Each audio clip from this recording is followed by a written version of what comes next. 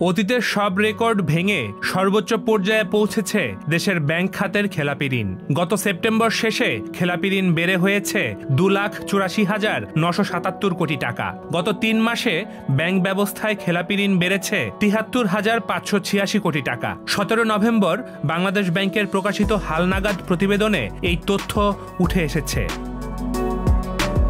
ক্ষমতাচ্যুত আওয়ামী লীগ সরকারের আমলে ব্যাংক থেকে নামে বেনামে যে অর্থ বের করে নেওয়া হয়েছে তা এখন খেলাপি হিসেবে চিহ্নিত হতে শুরু করেছে। ফলে ব্যাংক থেকে বিতরণ করা ঋণের প্রায় 17% বর্তমানে খেলাপিতে পরিণত হয়েছে।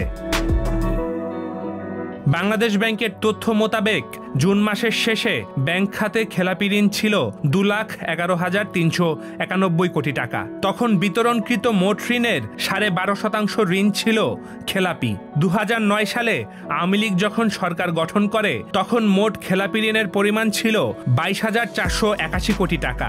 এরপর থেকেই ঊর্ধ্বমুখী খেলাপি ঋণের পরিমাণ।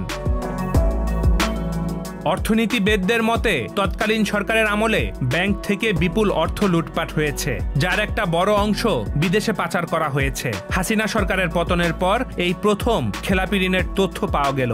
আগের সরকারের আমলে খেলাপি ঋণ কাগজে কলমে কম দেখাতে নেওয়া হয়েছিল একের পর এক নীতি। সরকার পরিবর্তনের পর সেই নীতি থেকে সরে এসেছে কেন্দ্রীয় bank.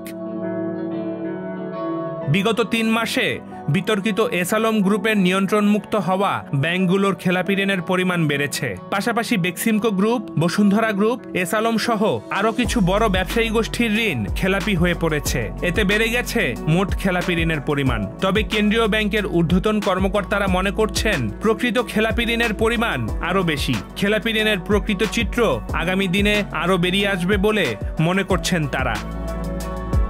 Desk report, the financial express.